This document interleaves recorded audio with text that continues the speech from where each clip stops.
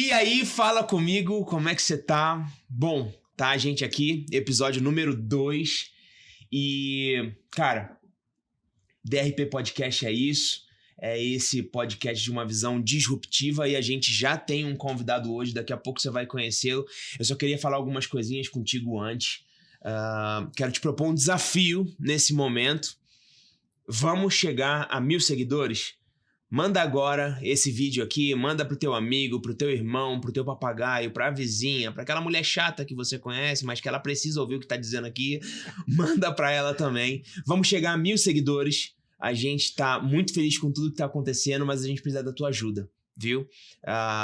Só pra me apresentar mais uma vez, eu sou Gabriel, sou pastor, sou teólogo, sou marido da Mariane, pai do Isaac, feliz da minha vida e flamenguista, acima de tudo.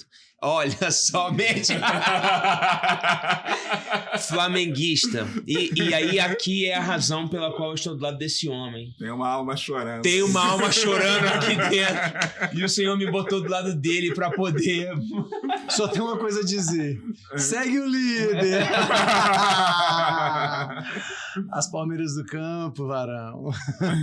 E aí, pessoal, tranquilo? Marcos Roberto, sou Marcos Roberto, pai da Sara e casado com a Elisene, professor de História, Teologia e... Pastor. Pastorzão. Tem que falar. Pastorzão. Talvez o mais pastor aqui. Oh, Jesus, tenha piedade e misericórdia.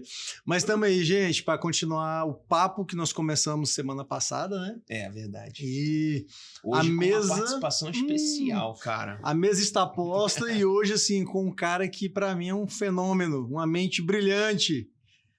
Meu amigo Mendes. Uau! Cadê as palmas? Meu amigo Mendes, você tá em casa, cara. E se apresenta aí pro pessoal. Diga-nos quem tu és, de onde vens, não de rodear a terra e passear por ela, né? Então, pessoal, olá a todos. Eu sou Mendes, sou de Moçambique, nasci numa cidade chamada Beira. Tu é de Beira, cara. Isso. Pô, nem sabia onde meu amigo era. Sabia que é de Moçambique, mas tu é de Beira. E você sabe por que tem esse nome Beira? Porque Beira é o quê? Beira-mar. Mas esse nome foi dado esse nome quando o príncipe herdeiro de Portugal nasceu a Beira-mar lá em Portugal, no mesmo ano que a nossa cidade ela foi construída, foi elevada à categoria de cidade. Ah, que legal. Então, por isso que ela se chama Beira. Então, sou de Moçambique, moro no Brasil há quase 13 anos, sou casado com a Calbiane é brasileira, nasceu em Xinguara, Pará, mas cresceu aqui em Goiás, então ele é mais goiana do que paraense. Paraense. Isso. Sou pai do Davi. Então eu mando um beijo para os dois. Olha aí. Que Deus os abençoe em Cristo. Ganhou um ponto. Tarde da noite fora. Quando chegar em casa, tá tudo bem. Mas, Mendes, conta pra gente um pouco, cara, o que te trouxe pro Brasil, por que o Brasil, o que te tirou de lá. Fala um pouco pra gente da tua história. Quem me tirou de lá foi a minha esposa. Mas verdade, de princípio eu já tinha vindo para cá participar de uma conferência missionária. Apesar de vocês serem pastores, né? Eu tive a graça de Deus de substituir o missionário que estava lá. Ele teve alguns problemas e teve que regressar ao Brasil. Então, acho que não encontraram ninguém mais para substituir ele. E acabei virando pastor por alguns anos lá na congregação que a igreja brasileira apoiava lá. Então, eu vim convidado para uma conferência missionária. E na conferência missionária conheci minha esposa, conheci também o pessoal. Então, já tinha uma relação com o Brasil. Por isso que o Brasil e não outro lugar do mundo. Mendes, mas seguinte... Certo. Você não é delicado para isso, né? Isso é coisa de mulher que tem essa delicadeza com idade. Mas tu tem quantos anos? Eu... Ih, Jesus. Deu branco? 39 anos. Não, 39 a pergunta é porque você está no Brasil... É porque eu tava fazendo as contas. Oh, meu Deus. Aí me lembrei que o ano que vem É 2023. Aí só tiraram um. Aí você e dá certo. Não, por quê? 39 Porque anos. você viveu, então, Há uns 27 anos lá. em Moçambique, Isso. certo? Então, você tem propriedade para falar daquilo que a gente vai conversar com ele hoje, né? Sim. Bem, Nosso tema- eu também estive lá no final de ano. Ah, sim. desse ano agora. De ano passado, início desse ano, estive Aham. lá visitando os meus parentes. A proposta nossa hoje de conversar contigo, nosso tema é... A gente quer falar sobre essa relação entre eu já vou pontuar o porquê isso, mas África, Brasil e, diante de toda essa loucura que a gente está vivendo hoje aqui, o comunismo, o socialismo em si, e, enfim, tudo isso que envolve. Antes de tudo, eu só queria te propor e ver se eu tô correto. Eu tenho muito problema com relação às pessoas falarem da África como África, porque parece que a África é um país e não um continente. E aí eu acho que isso acaba tirando um pouco da identidade de vocês. Principalmente para nós brasileiros, que parece que a gente meio que se apoderou de uma parte do continente de vocês como se fosse nosso. Talvez pela relação que há desde sempre entre nós, né? A nossa colonização, principalmente com Moçambique. Mas eu digo isso porque eu estive na minha lua de mel na África do Sul. Certo. E quando a gente pensa em África no Brasil, o que nos vem à mente não é o que eu vi na África do Sul, definitivamente. Então, assim, tá certo de fato a gente ter esse pensamento, cara, não, a África não é um país, a África é um continente que tem muitas identidades dentro dele. Olha, Gabriel, geralmente quem está em cima tem dificuldade de olhar quem está embaixo.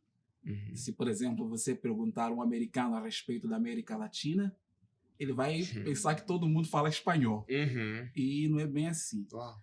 Então, às vezes, acontece o mesmo em relação ao brasileiro que olha para países africanos que, vamos dizer, está mais abaixo do Brasil comparativamente. Ele é mais fácil conhecer os países da Europa, as capitais europeias, do que os países africanos e as suas capitais. Mas realmente acaba machucando um pouquinho quando olham a África como se fosse o único país e ignoram as particularidades identitárias de cada grupo que compõe a vasta África. Sim. Mas eu entendo que muitas vezes esse olhar como se fosse um país vem primeiramente por causa desse... Você está em cima, não vai olhar para quem está embaixo da melhor forma possível, mas também, às vezes, pelo desconhecimento.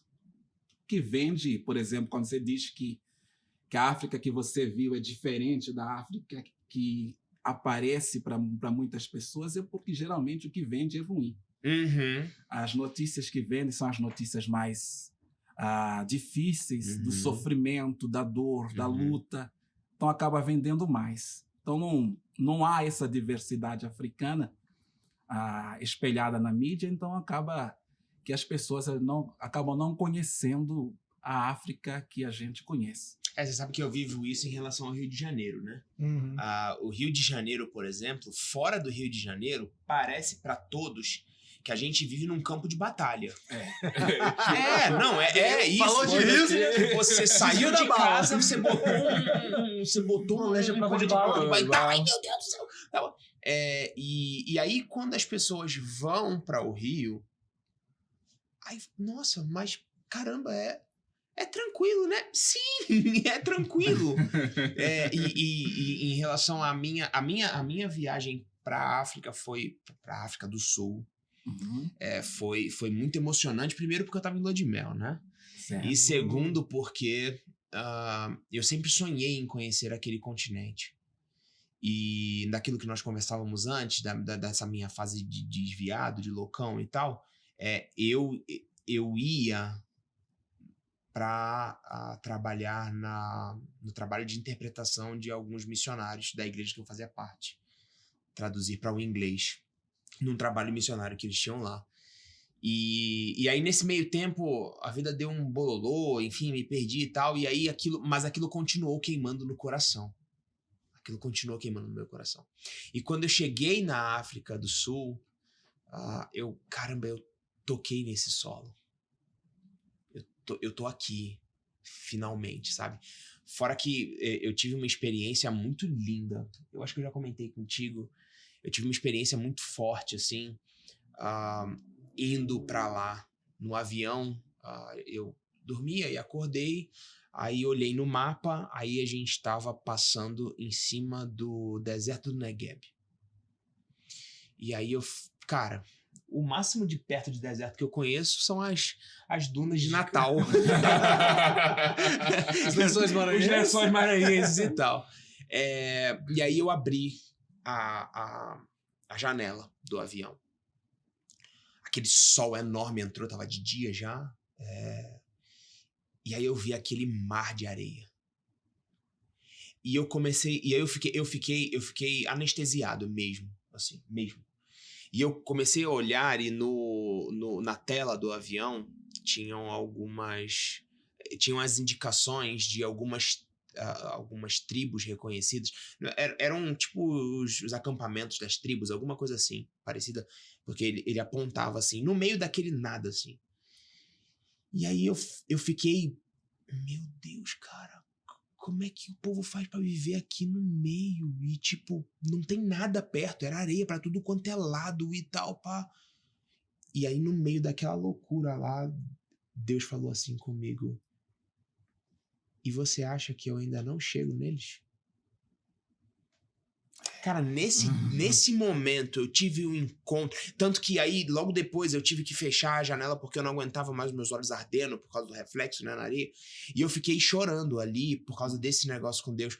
Porque a gente fica tentando, de alguma forma, selecionar. Não é o papo de hoje, mas eu me lembrei disso aqui agora. A gente fica, de alguma forma, tentando selecionar quem é que Deus encontra e quem é que Ele não encontra.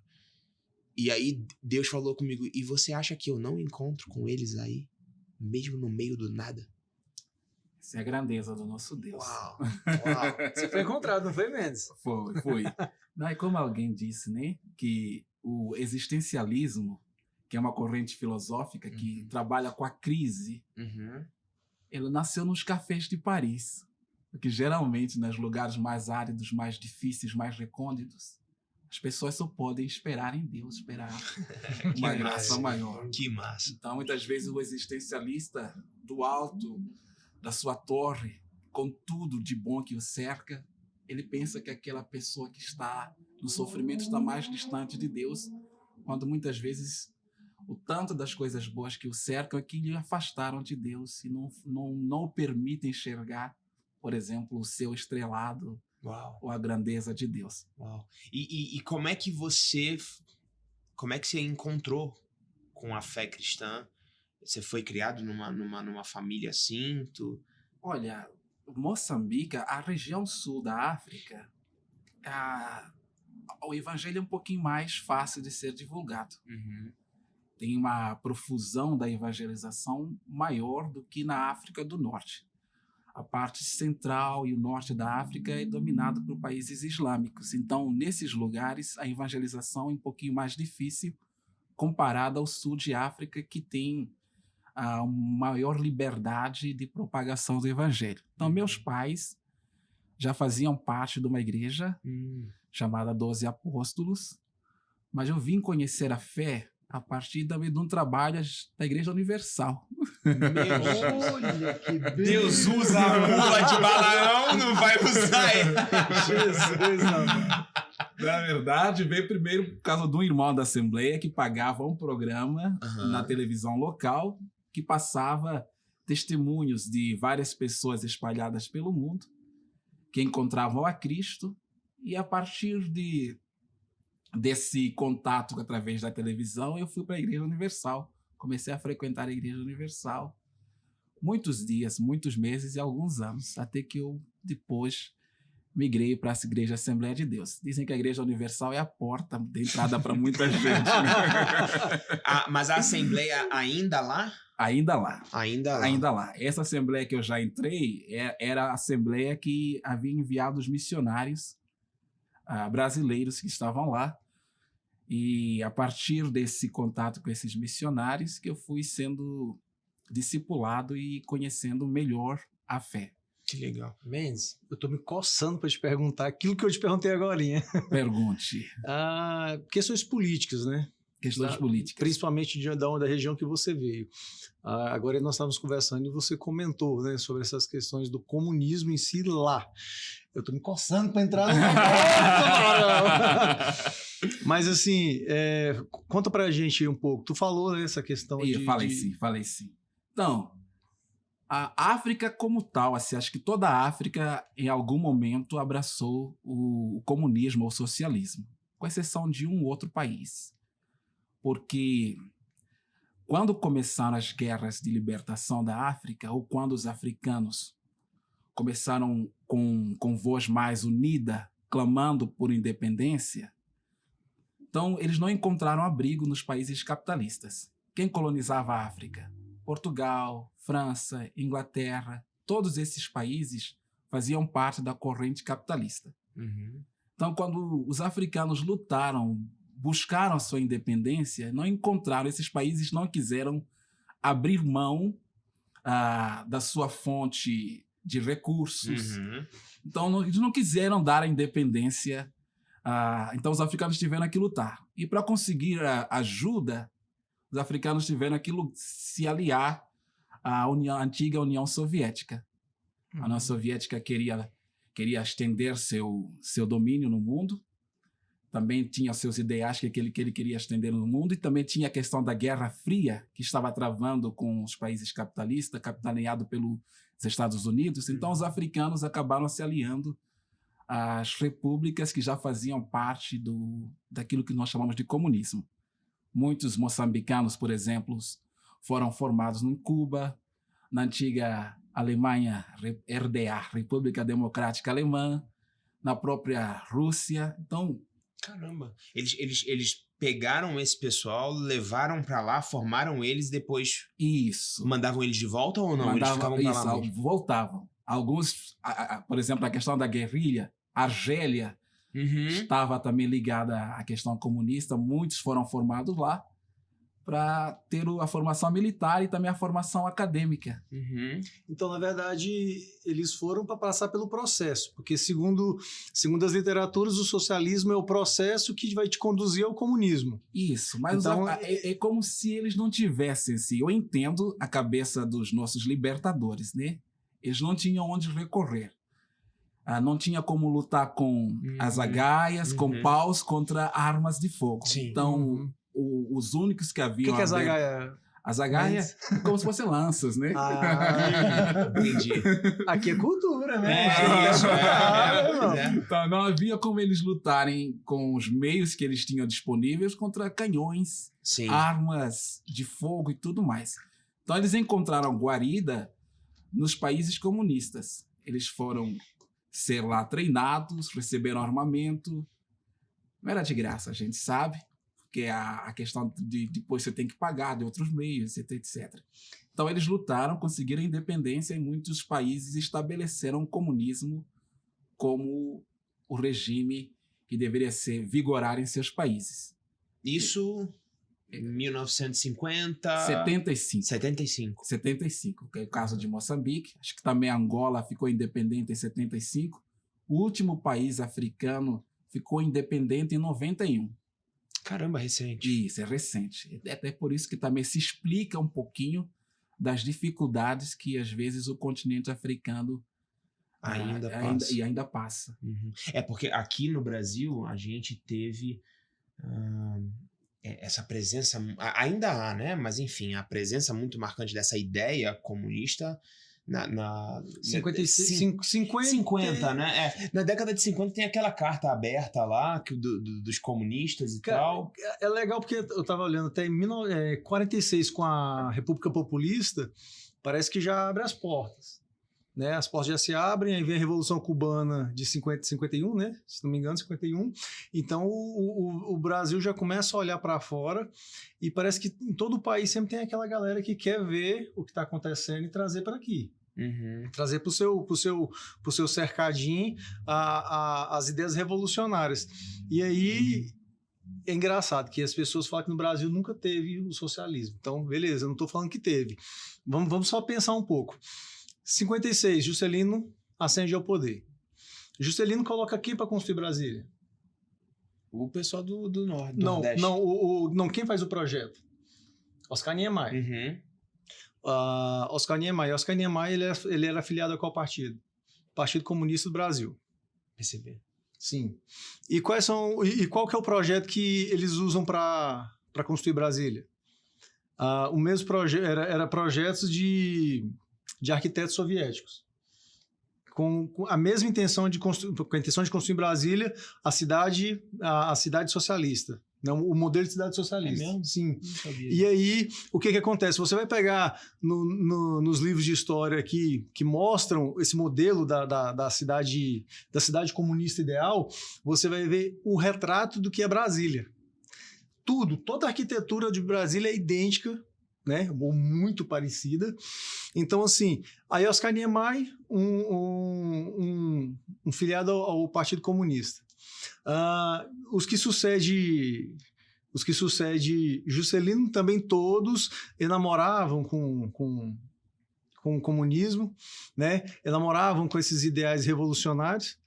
Então, assim, é só pra gente refletir, cara. É só pra refletir. Então, mas olha que interessante. Quando você vai ver essa carta de 1950, eu acho interessante ela.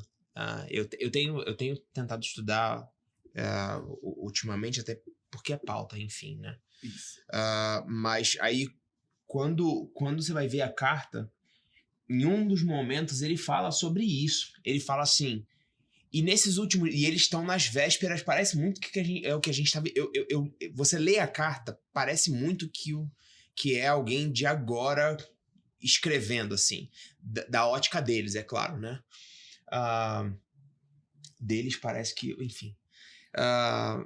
E aí ele fala assim, e aí as pessoas flertam com os nossos valores e o nosso partido como que querendo se travestir de comunista para poder conseguir apoio.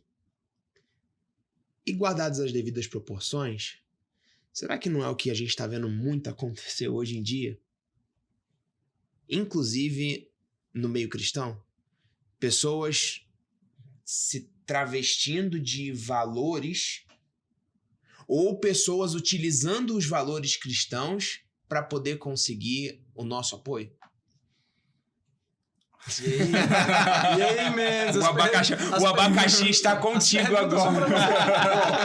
Dado que eu te disse, você acha que no Brasil tem socialismo? Dado que ele falou, você acha que os cristãos, como é que estão aí? Certo. Olha, o poder atrai, né? E as pessoas que querem poder, muitas vezes, eles se cegam para conseguir o poder.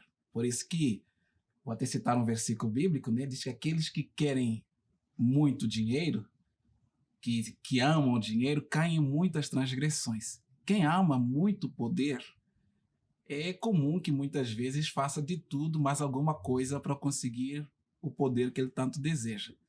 Então, é bem provável que muitas pessoas se valem dos valores que nós defendemos para conseguir chegar ao lugar de poder. Então, se o Brasil teve realmente o socialismo, eu não sei se teve na prática, como nós tivemos. Eu me lembro que ainda nas primeiras fases escolares, a gente ainda cantava, jurava a bandeira. A bandeira.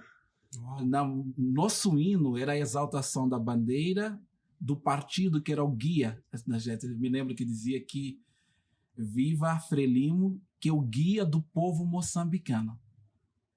O partido era o guia do povo. Uhum. Nossa pátria seria túmulo do capitalismo, da exploração. Então nós fazíamos os vivas ao Lenin, companhia. Caramba! Ainda fazia parte, eu me lembro quando eu estudava, ainda era criança.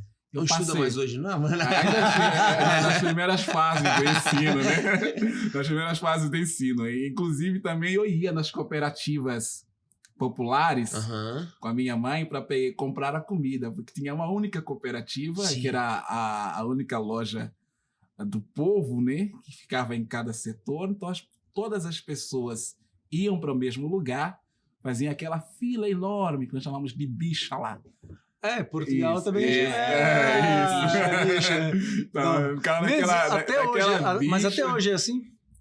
Não. Mas ainda tem ainda é hoje, até hoje, um partido único lá, não é? Não. Em 92, acho que a queda do Muro de Berlim, né, contribuiu para a queda geral do comunismo. Ainda tem pessoas que têm saudades, ainda há partidos que se perpetuam no poder com meios ilícitos. Então, existe essa questão, mas já não é um partido único. Porque como a antiga União Soviética caiu, os países africanos que precisavam de apoio, precisavam de dinheiro, então tinha que se aliar aos países que são capitalistas. Então, como forma desses países contribuírem com a questão financeira, houve uma obrigação para que abandonassem o comunismo, abandonassem o socialismo e abraçassem a democracia multipartidária e também a questão econômica capitalista. Mas melhorou, Mendes? Melhorou? Depois disso, melhorou ou o que você pode dizer? O capitalismo como tal, assim, desde que ele surgiu, ainda que com muitas coisas que ele precisa melhorar, ele trouxe uma melhora geral para a humanidade. A gente lê a história, até ver filmes, que a idade, uma pessoa com minha idade de 39 já era idoso. Sim, quase. Pior que já era idoso, quase, já estava quase na morte e tudo mais. A gente vê quando alguém morre com 50 hoje, você morreu muito novo. Muito novo. A expectativa de vida era 44 anos, se não me engano, 45. Isso. Apesar da fome na África, que ainda tem, mas o número de pessoas que passam fome hoje acaba sendo menor, porque o capitalismo produz mais, ainda que tenha muitas ressalvas que eu faço a ele. Não abraço o comunismo nem o socialismo, eu faço ressalvas ao próprio capitalismo, porque a África também, de alguma forma, às vezes sofre com o capitalismo, aquele dito selvagem. Eu me lembro quando eu fazia a faculdade lá, conversei com algumas pessoas mais velhas, que já eram adultas na época que eu nasci. Moçambique passou por uma fome tremenda em 1983, que foi o ano que eu nasci. Então, mandaram muita ajuda financeira, muita ajuda humanitária para lá. Disseram que chegou muito leite que não tinha nada de nutriente. Era só... Soro. Era só uma coisa... Isso, era só uma coisa branca, um pó branco, mas que não tinha nutriente nenhum. Então, dizia que era uma ajuda, mas que não era, na verdade, uma ajuda. Então, às vezes, o capitalismo tem uma face que é uma face nefasta, que é uma face muito agressiva, que só pensa no capital e, às vezes, acaba ignorando o próprio ser humano. Mas, ainda assim, o capitalismo consegue ser melhor do que as outras formas que nós temos, que nós podemos encontrar. A África melhorou, está melhorando, e eu acredito que tem espaço para melhorar ainda mais, principalmente se os políticos não forem tão corruptos e pensarem mais no povo em si. Você sabe que eu ouvindo isso é interessante, né? A gente vive aqui no Brasil, eu creio que uma realidade muito complicada, assim, porque deixa eu citar a minha cidade, por exemplo, o Rio de Janeiro. Existe um bairro no Rio de Janeiro que é muito característico para mim, demonstrando isso, que é São Conrado. São Conrado é onde está a Rocinha, que é talvez a favela mais famosa do Brasil, né? São Conrado e a Rocinha e o bairro de São Conrado é exatamente assim. A Rocinha é aqui, você tem uma pista que passa no início da Rocinha, a Rocinha é no morro, e do outro lado da rua você tem apartamentos de frente à praia de milhões de reais. Milhões de reais. Coberturas de milhões de reais. Caríssimas, de frente à praia. Uma distância de o quê? 200 metros? Por aí.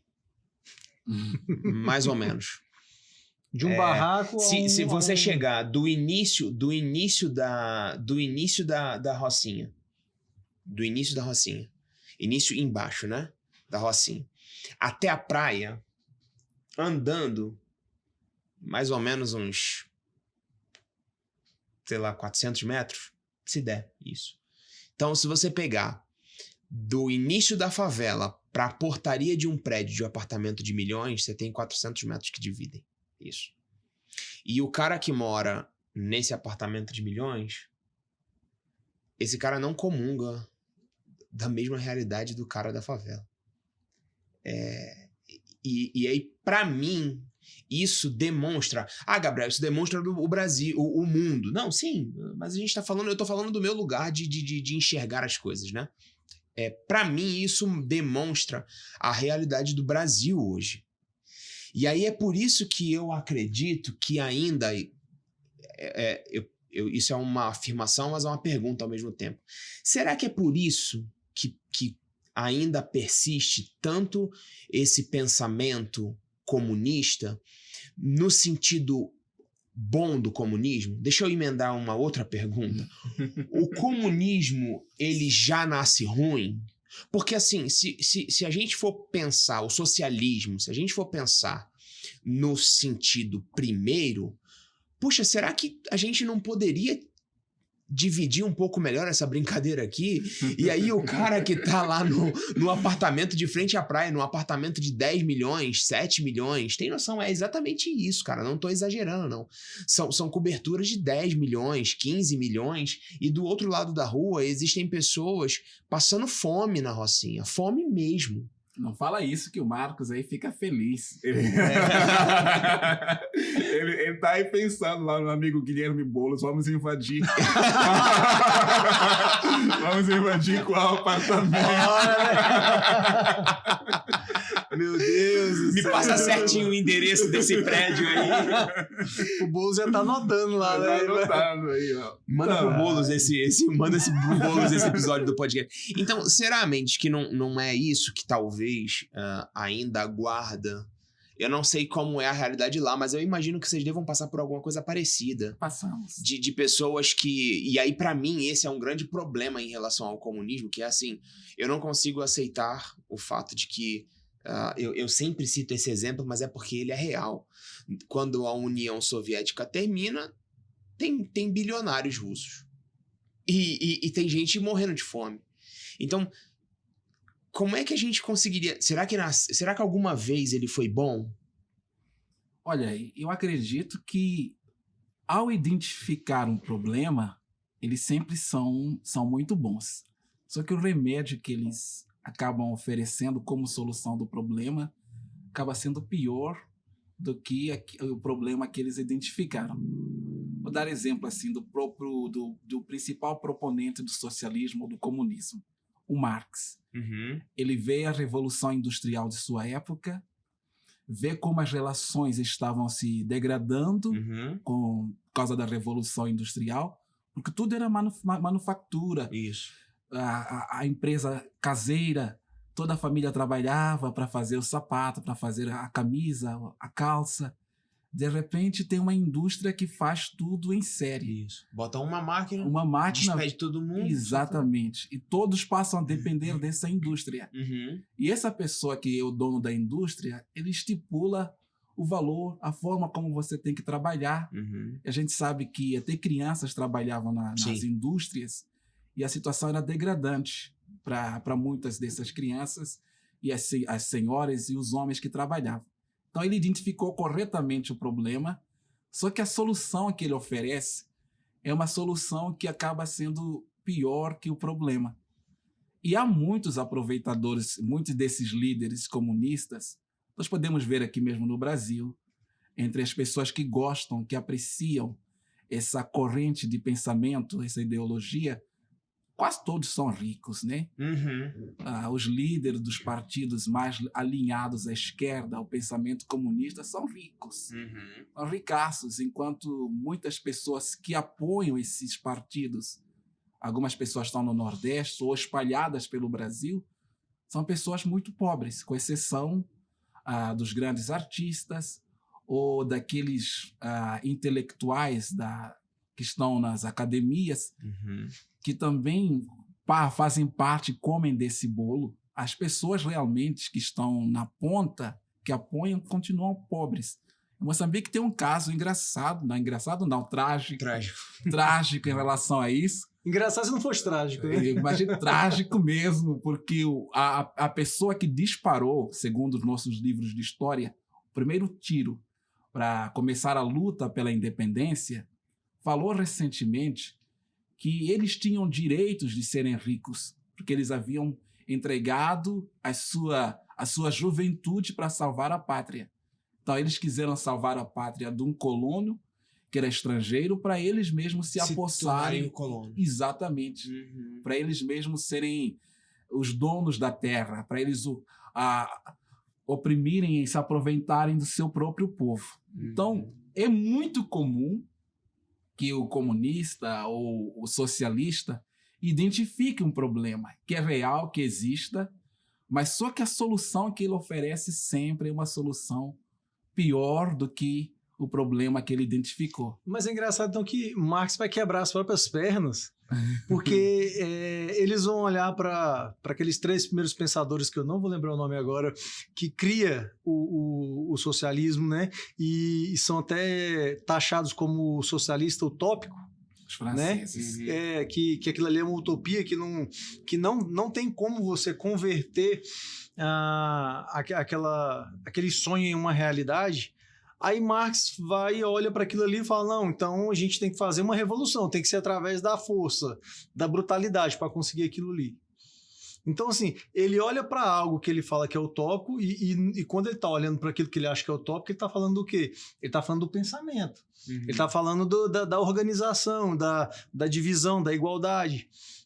E ele fala que aquilo é uma utopia, que tem como pegar as coisas e dividir, mas é tudo por meio da violência. Ele contradiz aquilo que ele olha, que ele sabe que é utopia, mas ele quer seguir o mesmo pensamento por intermédio agora da violência. Mas aí a minha questão é assim, eu gosto muito da gente... Eu usava isso no militarismo, né? Certo. Às vezes vinham o pessoal da minha equipe, e aí eles vinham assim... Tenente, situação assim e tal, pá, aconteceu e tal, tenente, não dá e tal, blá, blá. Aí eu falava pra eles assim, tá, tu tá me trazendo problema. Cadê a solução? Você tem alguma proposta de solução? Porque se for assim, você acabou de largar, você pegou um macaquinho que tava em cima de você e passou o macaquinho por cima de mim. A gente chama assim na Marinha, ou é o macaquinho ou é o piano, né? Você pegou o piano que tava sobre você e passou pra mim. Então assim... eu, por exemplo, eu sou um defensor do capitalismo porque eu não consigo perceber... O capitalismo é a melhor coisa do mundo? Não. Mas é o melhor que existiu até agora. Isso. De todos que nós temos. De todos que nós temos e tivemos, o capitalismo é o melhor. É o melhor. É o melhor. Ou menos pior, vamos botar assim? Eu acho que talvez... É melhor. É menos pior. Esse melhor é o relativo. Isso, Então, o que é bom pra você pode não ser bom pra mim, né? Mas é assim, a questão é... E como é... E se o problema, ele tá ali? Porque o problema tá aí. O Moçambique e o Brasil vivem basicamente a mesma coisa. O que eu vejo muito de muitas pessoas hoje, e principalmente desses políticos, e aqui é um pensamento real, assim. O que eu vejo muito, principalmente dos políticos que passaram pelo período do regime militar, é que me parece que hoje há necessidade de uma reparação com eles, por parte do povo brasileiro. Porque nós passamos, porque isso e aquilo. Massa, cara. Vocês passaram, vocês fizeram, aconteceram e tal, mas assim, é o que se espera de quem se determina a lutar em uma fronte de batalha. Não estou diminuindo o que eles fizeram, só estou dizendo que é o que se espera.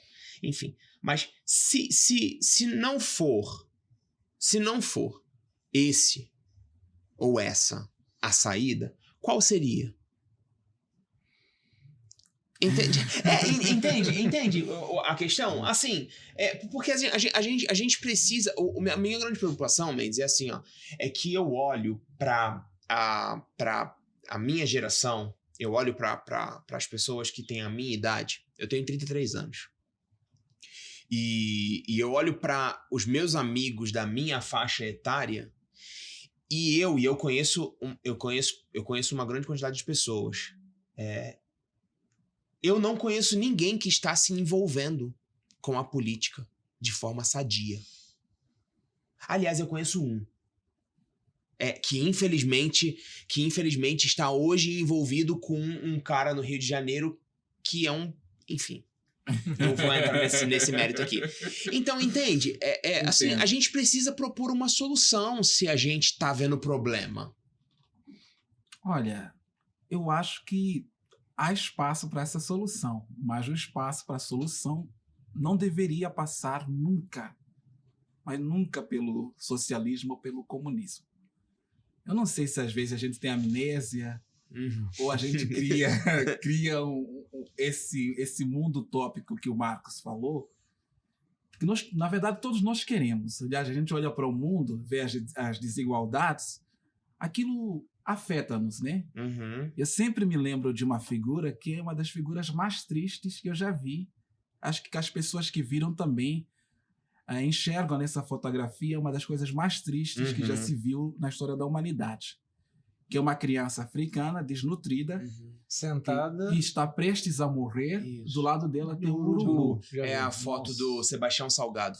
É o fotógrafo. Não sei se foi Sebastião Salgado que foi o fotógrafo. Isso, Então, aquela foto lá é uma foto que mexe com a nossa humanidade. Sim.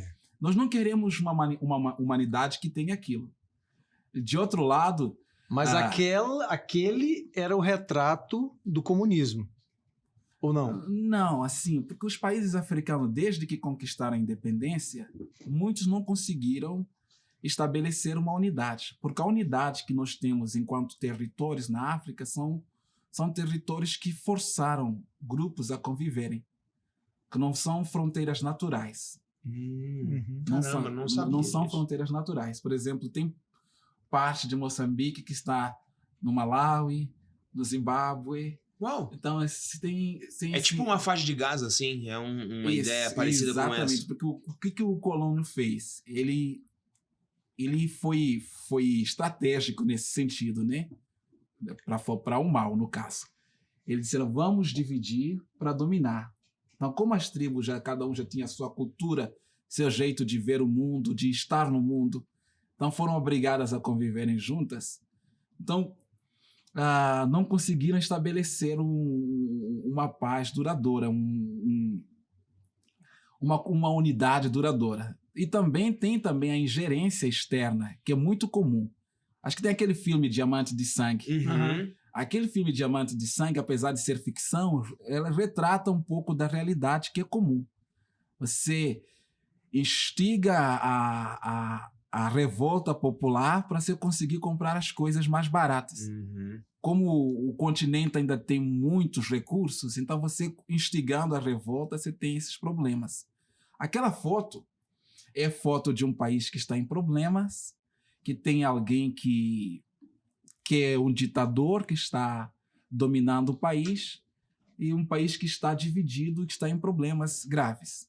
Então, quando nós olhamos para o mundo, queremos que o mundo seja menos ruim, queremos que o mundo seja menos desigual.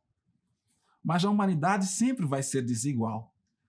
Só que quando nós pensamos no comunismo como a solução, nós queremos igualar as pessoas por baixo, porque nós não incentivamos as pessoas a tirar o que tem de melhor. Nós incentivamos as pessoas a serem preguiçosas, a dependerem do Estado para tudo que eles querem fazer. Por isso que vários países pelo mundo têm problemas com esse Estado extremamente assistencialista. Tem um autor britânico, que ele é psiquiatra e médico, que ele faz retratos muito duros da Inglaterra. Quando a gente lê, é como se estivesse olhando para o Rio de Janeiro, esquivando das balas. Ele vê que, por exemplo, nos lugares onde o Estado está injetando muito dinheiro na questão assistencialista, são os lugares que têm mais problemas de abandono, de pais que abandonam filhos, mais problemas de agressão contra a mulher, mais problemas de estupros, roubos e tudo mais. Mas são os lugares onde o Estado mais coloca dinheiro. Então, quanto mais Estado, mais problema. É mais problema, porque você não responsabiliza as pessoas. As pessoas precisam ser responsabilizadas pelos seus atos, pelas suas ações. E traz um pouco de dignidade à pessoa quando a pessoa ela luta para conseguir as coisas. Então, quando elas não precisam lutar para conseguir as coisas, as pessoas não têm dignidade, dependem e acabam se tornando mais dependentes. Cara, senão vai fugir aqui. Não, mas ele já tá mais velho, aí a gente dá... ele já tá mais velhinho, aí a gente dá um lugar pra ele. Mas eu tava vendo se não me engano, foi aquele neurocientista e psicólogo Wesley, eu vi ele falando, se não me engano foi ele. E ele comenta que fizeram pesquisa com crianças, algumas pesquisas com crianças, e, por exemplo, aquelas que receberam um elogio após tirar uma nota boa, elas tiveram uma tendência maior de se frustrar depois que elas tiraram a nota menor. Então, os pais elogiou, né, parabenizou pela nota dela e tal. Então, elas tiveram uma tendência maior a se frustrar do que aquelas que, pelo esforço, não tirou nota boa, mas ela foi elogiada pelo esforço dela. Você não tirou uma nota legal, então parabéns, mas, né, pode melhorar. Aquelas que foram recompensadas no sentido de estimular ela, né, parabenizar pelo que elas fizeram, depois, quando elas melhoraram, cada vez elas tinham aquele senso de gratidão maior, elas evoluíram cada vez mais. Então, assim, é um retrato quase é um retrato do que a gente vê hoje, né? Então, assim, a gente cria filhos muito protegido devido a tanta coisa, com muito cuidado, né? Põe numa redoma e tal. E esses meninos que não têm um contato com a frustração, com a decepção, eles nunca vão ter um senso de gratidão, né? Eles nunca vão saber, né, passar por cima daquilo. Aconteceu um problema, não, levanta a cabeça, passa por cima e me segue, me melhora, né? Tem essa frase que tá rodando muito ultimamente, aí virou moda, né? Que tempos difíceis formam homens fortes, que criam tempos fáceis, que formam homens fracos, que criam tempos difíceis. E aí a gente volta... É um ciclo. E volta no ciclo. Eu percebo é uma máxima isso, filosófica. Eu percebo isso muito assim, sendo bem sincero, eu percebo muito isso na minha geração, assim. Os pais da minha geração eram pais que, quase que, pelo menos dos meus amigos, assim, eram pais pobres, passaram por situações de pobreza e tal, e de alguma forma conseguiram. Eu venho de uma família que teve boas condições. Meus pais nos deram boas condições, bons colégios, boas roupas, boas viagens e tudo. E aí a gente meio que já pegou o mingau, não tava mastigadão, mas o mingau já tava de boa, assim. O Isaac, cara, o meu filho... Mano, e é natural, eu não penso em fazer isso. Quando eu tô mastigando mingau pro meu filho, eu não penso em, eu vou entregar tudo pra ele. Não, é algo natural. Por quê? Porque eu só penso em entregar pro meu filho as facilidades que eu recebi do meu pai. Então, provavelmente, o Isaac vai ser alguém muito mais propenso a não valorizar as coisas. E se não valorizar, eu dou moca nele. Dou umas moca bem forte nele. Tradução, Isaac diz mesmo. Isaac moca. Moca, não sabe o que é moca. Pescotapa, cascudo. Moca é quando a gente dá um cascudão assim. É a forma. E com o dedinho assim, Isaac. Abre o olho, Isaac, abre o olho. No Nordeste é cocorote. Então, cocorote nele. A tendência é que o Isaac não valorize dentro desse pensamento. Mas será que é só por causa de pais que têm facilidades maiores? Porque também, às vezes, já voltando ao tema, que às vezes também é o contexto que nós estamos. Uhum. Todo o nosso contexto, dizem que é o tal do marxismo cultural. Então, esse marxismo cultural, ele acaba entrando, impregnando. Às vezes nós ficamos um pouco desatentos e eles acabam entrando e formando esses homens fracos. Porque se a gente olhar, por exemplo, para países asiáticos, onde tem condições melhores, como a Coreia do Sul, Japão, você percebe que existe uma cobrança muito grande, que às vezes é até exagerada lá. Eu ia pontuar isso. Isso, até exagerada que eles fazem em relação aos filhos, naquilo que eles esperam que os filhos conquistem na vida. Mas eles têm facilidades muitas que muitos países como os nossos não têm. Então, às vezes, também o contexto social, toda a pregação que nós ouvimos, também acaba contribuindo para como os nossos filhos vão enfrentar os dilemas da vida. Esse equilíbrio é que eu acho que é a zica, assim.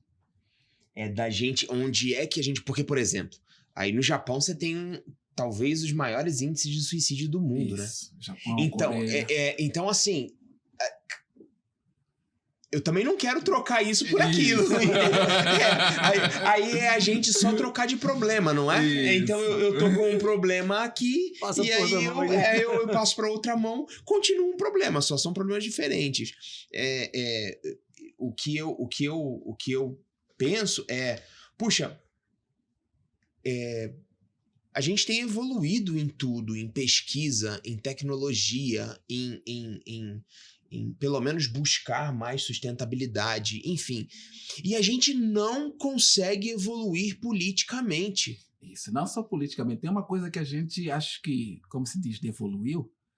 Evoluiu. Isso. Tem uma coisa que a gente evoluiu, que são na área da psique.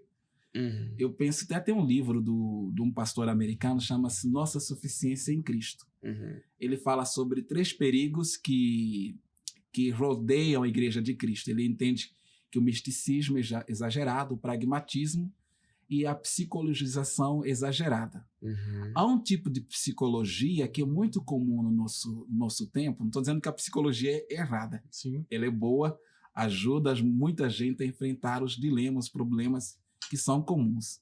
Mas há um tipo de psicologia que não responsabiliza as pessoas. Que tudo que nos ocorre é fruto de alguém, de alguma coisa, e não por nossas escolhas. Uhum. E nós vemos muito isso, por exemplo, no pensamento socialista do meio ocidental. Por que o camarada está lá, entrou no tráfico ou entrou no crime? Porque o Estado, a sociedade, etc. Não estou dizendo que o Estado não pode contribuir para isso, porque às vezes nos lugares onde a fome chega, né, as pessoas fazem de tudo para conseguir conseguir algum sustento. Mas no caso, por exemplo, do Brasil, quando eu cheguei aqui, eu fiquei assustado.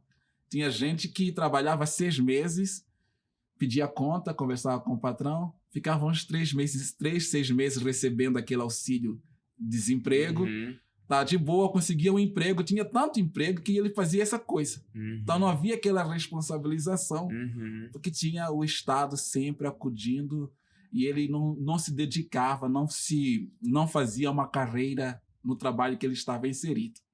Então, essa ideia de responsabilização, ela é importante. Mas só que o Estado, que quando é um Estado maior, Estado do estilo mais socialista, mais comunista, ele depende de que as pessoas confiem e esperem unicamente do Estado. Eles não se responsabilizam, não querem. Nós vemos muito isso. Nós vamos dar todo tipo de ajuda, aí os homens dizem, eu vou fazer filho, não vou me responsabilizar, porque o Estado vai se responsabilizar. Então, é uma coisa que até tem mulheres que fazem filho, porque sabe, vai ter mais...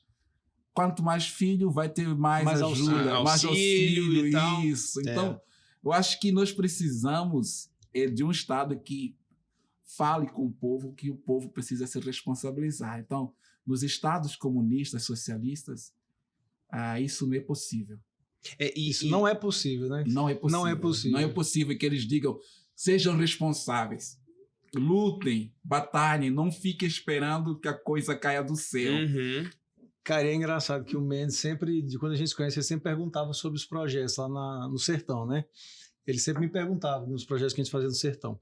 E eu não vou dar o nome das cidades aqui, mas alguns lugares que a gente chegava, você via aquela galera sentada na beira dos botecos lá. Dos alpendres das casas, jogando dominó e tudo mais. E regiões onde chove, tem água, tem terra para plantar. Enquanto as mulheres trabalhavam, né? Quebrando coco, fazendo alguma coisa, alguns caras tranquilos, olham pro vento, sem preocupação com nada. Por quê? Porque tem o Estado ali cuidando, né? E só lembrando que quando a gente fez esse processo, era um governo de esquerda do Brasil, quando a gente fazia esses projetos, né? E aí, o que acontece? Se você chegar e fazer uma proposta pro cara... Mas hoje não há mais? Não, eu digo assim, porque de 2019 para cá eu não voltei lá. Ah, tá. Mas tu sabe se tem? Não sei como é que tá lá, porque eu porque você pontuou que era um governo de esquerda e sim, tal, aí por isso que eu quis. Eu perdi o contato. Mas eu digo assim, a cultura que já estava impregnada de um Estado-mãe, né, de um Estado-mãezona que dava lá a ajuda, e daí o cara não precisa preocupar em trabalhar, faz com que o cara fique na porta de casa jogando baralho numa segunda-feira, 2h. E aí você procurava o pessoal, por exemplo, igual eu queria construir um banheiro, a gente queria construir um banheiro na casa missionária, aí se chamava os caras, não, precisa de alguém para trabalhar. A primeira pergunta, quanto você paga? Mas, não, eu sei, ninguém é injusto, a gente vai pagar o que é honesto, o que é justo. Mas eu, na condição de estar num lugar que não tem trabalho, eu jamais pergunto quanto que vai pagar. Eu já vou lá e trabalho o dia. Não, eu tô precisando de trabalhar, né? Eu tenho que colocar alguma coisa aqui na mesa da minha casa e tal. Mas não, se preocupar bem com o valor, e dependendo se não agradar o valor, era um meio quilo de desculpas e não ia trabalhar, para não fazer nada. Porque já tem um auxílio. Né? Não estou falando que tem que ser tirado. Né? Tem situações, tem lugares que a gente foi que realmente precisa demais de ajuda, do auxílio. Mas é aquilo que a gente veio conversando. Cara, não é você viver dando o peixe. É você ensinar os caras a pescar. Então, mas aí, olha só, deixa eu fazer um apontamento. É inevitável que a gente traga isso para o nosso meio, né? Que é o meio cristão, assim. Eu tenho uma crise em relação a isso e eu divido ela com Deus sempre e ele ainda não me respondeu. E eu acho que ele não vai responder, porque o dia que ele me der uma fórmula, aí eu passo a seguir a fórmula e não seguir a ele, né? Bom. Mas eu digo pra Deus assim, Deus, qual é o meu limite? Porque se eu ajudar todo mundo que me pede ajuda, eu vou terminar pedindo ajuda. Não dá. Não dá. Mas a situação comigo piorou depois de que eu tive o Isaac. O Isaac tá fazendo 1 ano agora. E eu sei o quanto eu me demando em criá-lo da melhor forma possível. Em dar pra ele tudo de melhor que eu posso dar e tal. E aí eu passo no sinal e eu vejo uma criança que aparenta ter a mesma idade do meu filho debaixo do sol.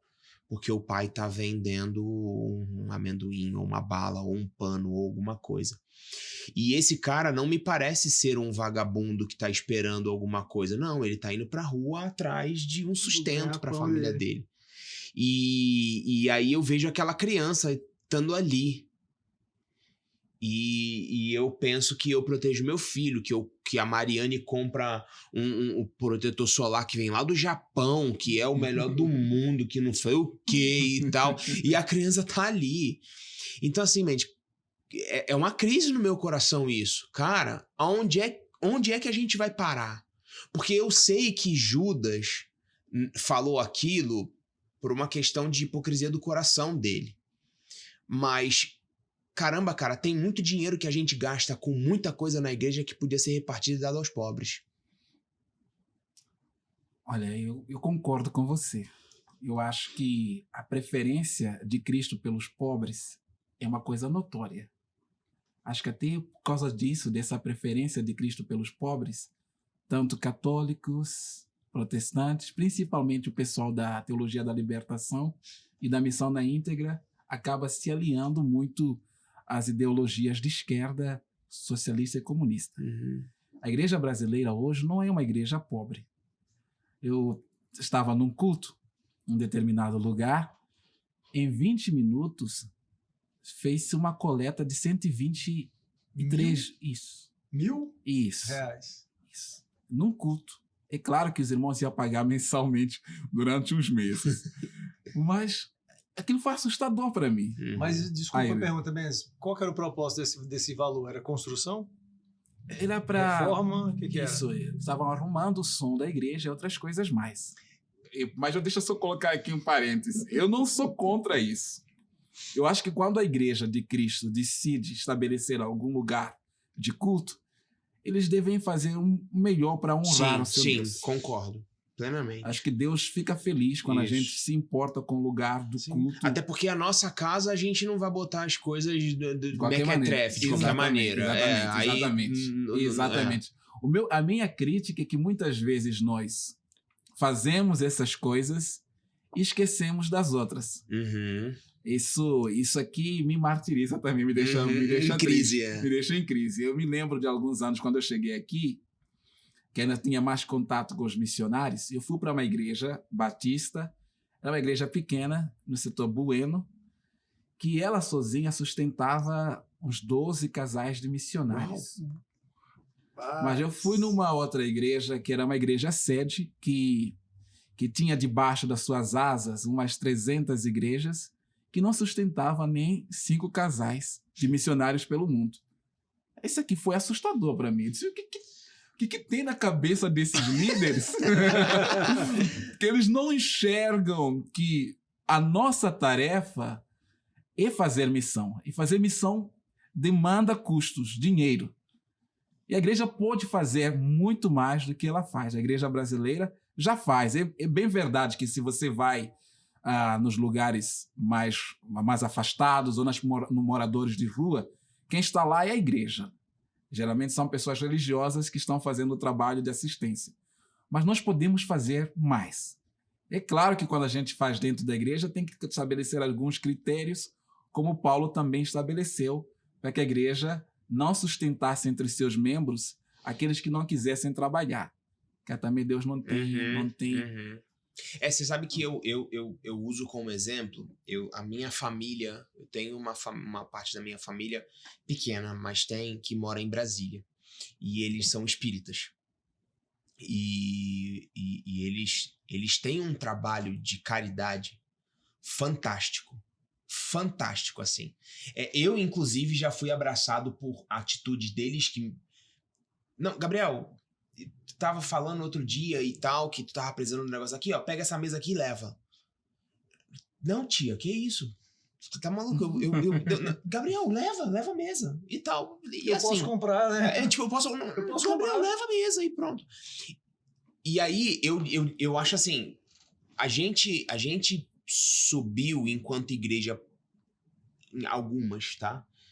Algumas denominações subiram para um lugar de tão soberba em relação à doutrina que possuem, e aí a gente critica tanto as outras religiões e a galera tá ensinando a gente como é que faz. Porque é complicado, mas colocaram, mano. Os caras decidiram colocar Tiago na Bíblia. Mano, ó, os caras colocaram, irmão. Agora aguenta, já tava quase fechadinho. Irmão, depois que os caras colocaram Tiago na Bíblia, acabou, eu tenho um escudo, brother. Eu tenho um escudo. Por que a gente tá falando isso? Porque Tiago tem a passagem que ele fala que a verdadeira religião que agrada a Deus é cuidar dos órfãos e das viúvas. Das viúvas, dos necessitados e se livrar das impurezas desse mundo. Mas não é apenas essa passagem. É toda a carta de Tiago. Isso. É toda a carta. Eu acho fantástico que Tiago, ele escreve aos judeus da dispersão.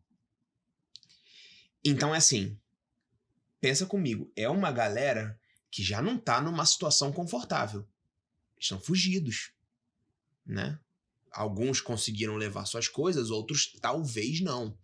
Eles estão dispersos, eles estão fora da sua terra, eles estão... E diferentemente de nós, talvez vocês tenham um pouco mais esse sentimento. Mas o brasileiro não tem muito apego. Brasileiro enquanto nação, eu tô dizendo assim. Brasileiro enquanto nação. Tem uns ou outros loucos como eu, que são doidos e tal, assim, pelo Brasil. Mas... Acho que é por causa do trabalho militar. Pelo trabalho militar. Mas o brasileiro não tem muito esse apego com a terra. Mas os judeus têm. Tem. E mais ainda naquela época. Extremamente nacionalista. E aí, cara, Tiago pega e fala para esses caras que eles tinham que ajudar. E ele não fala que eles tinham que ajudar os judeus apenas, ele fala que ele tinha que ajudar todo mundo. Quando Tiago fala sobre o órfão, a viúva e tal, ele tá fazendo menção àquilo que tinha sido determinado por Deus lá atrás. Ele tá falando com os judeus, então os judeus sabem a quem ele tá fazendo menção. E quando Deus fala lá atrás, no Antigo Testamento, ele tá falando também sobre o estrangeiro. Então, assim, o que Tiago tá querendo dizer para aquele povo naquela época e para nós é: não importa quão desconfortável você esteja, você pode ainda assim ajudar alguém. Isso é assustador. Desafiador. Isso, é desafiador. Porque também a igreja, aquilo que nós estávamos falando antes sobre capitalismo e comunismo, às vezes a igreja ficou tão impregnada de uma cultura capitalista que ela tem dificuldade de abrir a mão. Uhum. Que nós somos chamados a estender a mão. Uhum. Porque Cristo estendeu a mão por nós, a nós. Uhum. Então nós somos também chamados a estender a mão. Tem igrejas, por exemplo, que querem focar apenas na alma da pessoa. Então a pessoa precisa de salvação. Isso é verdade. Isso é o mais importante que nós podemos ganhar nessa terra. Mas não é apenas isso que Cristo pede que a gente olhe. Uhum. Tem uma frase do Lewis, diz que aquele que pensa no céu faz o melhor pela terra. Então, tem pessoas que às vezes só pensam levar a alma para o céu e esquecem de fazer o melhor aqui na terra. Uhum. E fazer o melhor aqui na terra é ajudar quem precisa e criar condições para que o mundo seja um lugar menos ruim. Uhum. Então, eu acho que nós podemos fazer isso. Eu acho que a igreja pode. Do outro lado, tem igrejas que só pensam na questão da questão material, que é ruim também. Que a pessoa não é apenas a matéria. Sim. A pessoa tem uma alma que é transcendente. Uhum. Ela tem que ser apontada para algo que é transcendente. Então nós precisamos, porque você estava falando sobre equilíbrio. Uhum. Eu não quero ser nem o Japão, nem aqui. Eu quero uma coisa que tenha uma dureza e suavidade ao mesmo tempo. Caramba, e enquanto você falou isso, eu pensei aqui. Eu tentei... Porque você falou assim, eu não quero nem ser o Japão e nem ser aqui. E aí eu fiquei tentando buscar, assim, um lugar, referência, assim. Não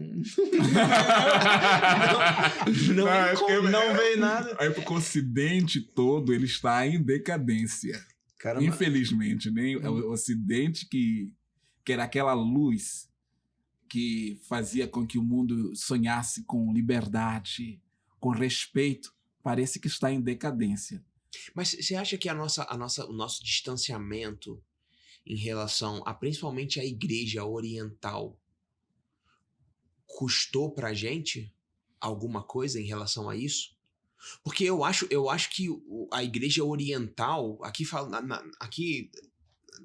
falando sobre igreja mesmo, assim, a igreja oriental é tão diferente da nossa. Eu acho assim. Não, ela realmente é. Mas você acha que custou alguma coisa pra nós? Sempre custa. Porque nós sempre temos que ter alguma coisa que a gente aprende. Uhum. Por exemplo, a igreja oriental como toda, ela tem essa questão mística muito importante. Uhum. Não aquele misticismo ruim que você vê anjos voando para tudo quanto é lado, mas aquele misticismo sadio. Eles são de muito comunhão. mais ligados à obra do Espírito Santo, Exatamente. Está essa conexão nossa com Deus, com o divino, com o sagrado, com o transcendente. Lá é muito mais intensa. Tem uma história que me lembra aqui falando com vocês, de um irmão de nossa congregação. O missionário estava lá num culto muito abençoado, e o missionário vira para ele e diz: "Ô irmão, que culto abençoado, Deus nos dá pão, é maravilhoso, Deus nos dá comida, tudo." E aquele irmão não tinha comido, mas ele estava feliz, mesmo assim, porque estava em conexão com o seu Deus.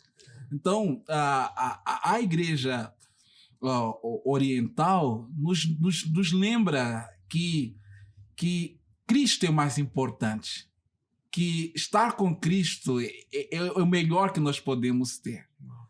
Então, a igreja ocidental ela é uma igreja que está mais rica, que perdeu um pouco disso. Então, essa conexão ajuda, porque a Igreja Ocidental tem muito a ensinar. Tem grandes teólogos, tem muita literatura, tem Bíblia para dar e vender. Então, nós podemos levar essa questão da instrução para que a fé também dos nossos irmãos seja uma fé sadia, embasada nas Escrituras, porque tem muita dificuldade lá. Eu estive lá em Moçambique recentemente, e levei uma biblinha. Como eu tinha muitos anos que eu não ia para lá, desde que eu vi a segunda vez, não tinha ido, eu vou levar uma biblinha porque eu quero ficar, tipo, acantonado na casa de minha mãe. Não quero sair para lugar nenhum, mas vou no culto no domingo e tal. Aí apareceu alguém que não tinha Bíblia. Tinha dificuldade, porque a Bíblia é muito cara lá, e quase 30% do salário. Caramba! É uma Bíblia simples. Uma Bíblia simples. Aí eu dei a Bíblia. E como eu estava com dinheiro, comprei mais uma, Seria duas, e acabei voltando sem nenhuma Bíblia aqui. Equivalia Uns 400 reais uns 400 reais aqui. 400 reais aqui. Então é uma coisa difícil para eles. Tem pouco esses meios. Eu, quando estava lá, tive a graça de Deus ter um bom emprego, comprava já livros e consumia, mas... Você se formou em que lá, Mendes? Você fez pedagogia. Olha, deixa eu te falar um negócio. A minha mãe provavelmente a minha mãe vai ver esse negócio. A minha mãe é pedagoga e apaixonada pedagoga. Eu não sou apaixonado, não. Me perdoe. Não, eu fiz pedagogia porque eu trabalhava no serviço público antes de eu mudar para serviço privado. Uhum. Eu fazia pedagogia porque no serviço público, quanto mais você estuda, melhor ganha. Uhum. Então, eu vou fazer, é mais rápido, menos laborioso para mim, né? Lá são 3 anos também? Eram 4, porque eu fiz... pedagogia aqui são 3 anos. 3 anos, bacharel. Isso, bacharel. Eu fiz licenciatura, fiz bacharel, fiz bacharel mais 1 ano de licenciatura. Então eu fiz para eu só ter o diploma, só que no meio do curso eu larguei o serviço público e entrei na iniciativa privada. Uhum. Então eu só tive que terminar. Eu só preciso terminar esse negócio. Mas você fez alguma outra? Não cheguei a fazer nenhuma outra. Você começou teologia, né? Eu comecei a teologia aqui também. Mas voltando... Voltando. É isso. Mãe, ele ama pedagogia também. Ele tava brincando, mãe. Sabe por que eu cito isso? Porque é interessante que nessa construção de uma igreja que se enriqueceu, e eu nem estou falando sobre as cartas de Apocalipse, a gente desenvolveu a teologia da libertação, cara. E eu sinceramente, dentro desse contexto de neopentecostalismo e teologia da libertação e tal, eu não sei se até hoje a igreja conseguiu desenvolver algo tão nocivo assim. Teologia de que libertação? Eu te faria essa pergunta. Que libertação é essa? Eu acho que para eles é libertação da pobreza. Quem começou foi a ter um teólogo colombiano, que ele viu um amigo que era padre. Esse amigo que era padre olhou para a pobreza da Colômbia e ele estava inquieto. Como que eu posso continuar aqui não sei se eles chamam de púlpito, altar, como que eu posso continuar aqui enquanto que a Colômbia está nessa pobreza? Então ele largou, tirou a batina, pegou em armas para conseguir trazer comida para a Colômbia. Então, o amigo que viu essa atitude de seu amigo que se entregou pela causa, ele criou a teologia da libertação. Então, a teologia da libertação, ela comete esse erro que, para mim, é um erro muito grave. Mas então ela nasce bonita.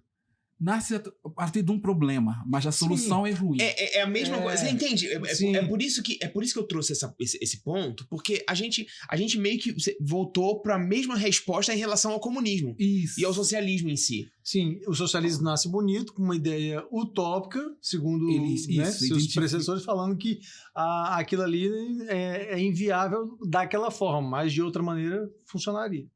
Isso, então eles enxergam um problema que é real, havia pobreza e ainda há pobreza na Colômbia, Mas só que a solução que eles oferecem é uma solução que é ruim, que é errada. Porque é uma solução que apenas foca no material. Vê o homem apenas como matéria. Como se as necessidades espirituais de liberdade do próprio homem não fossem importantes. Aí a gente vai na tentação de Cristo no deserto. Quando Cristo foi chamado pelo diabo para atender às necessidades apenas materiais, ele se negou. Ele se negou a olhar o homem apenas como matéria. Quando ele multiplicou os pães, as pessoas queriam segui-lo, estavam seguindo ele só por causa do pão. Ele disse, eu me recuso a tratar vocês apenas como matéria. Porque quando Deus fez o homem, não fez apenas como matéria, mas também não fez apenas como espírito. E aí a segunda tentação, quando o diabo pede para que ele se jogue e tudo mais, ele disse, não é apenas espírito. Então nós vivemos nessa tensão. Não é apenas matéria. Então a teologia da libertação, a missão na íntegra, acabam errando porque olham o homem apenas como matéria. E muitas vezes esse olhar do homem como matéria acaba voltando naquilo que nós estávamos falando da responsabilização.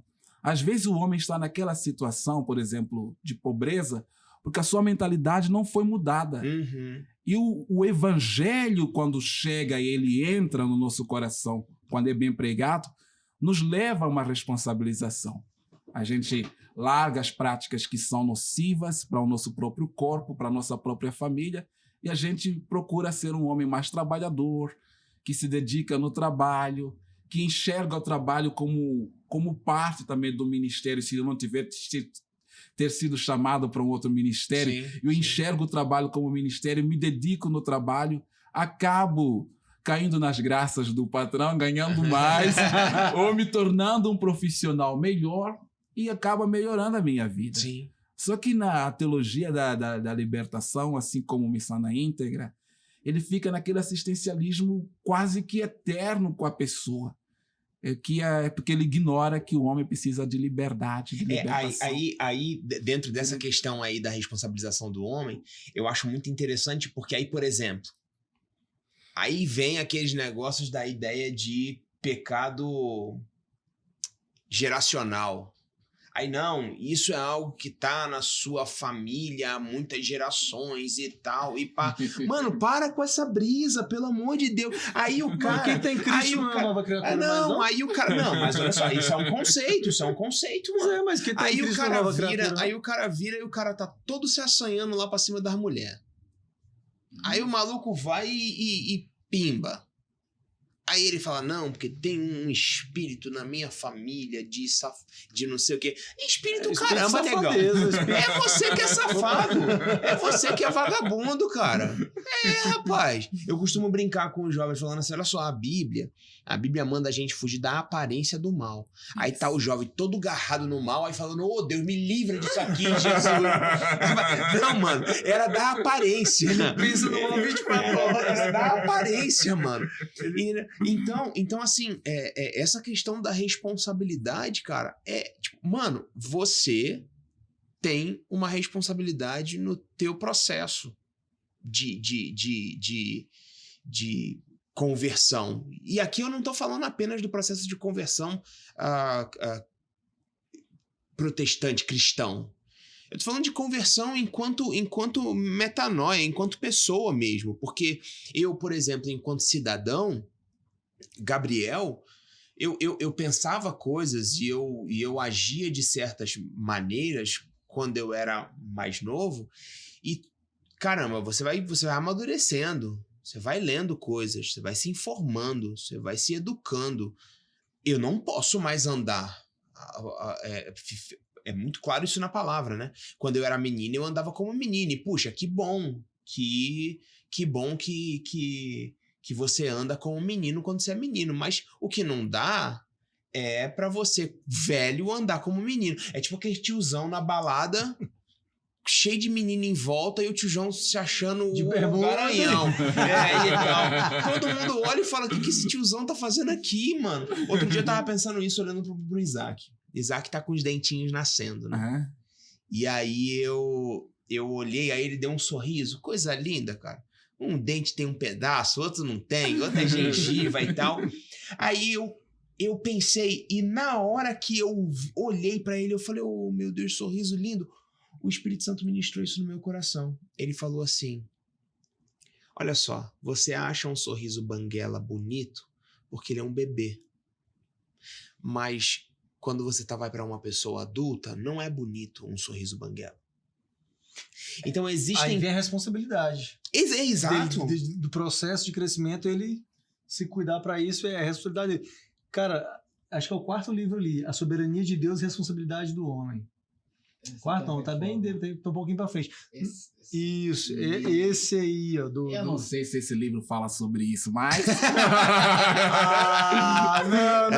Não, mas achei legal que a gente falou sobre isso e eu lembrei, não fala assim, viu?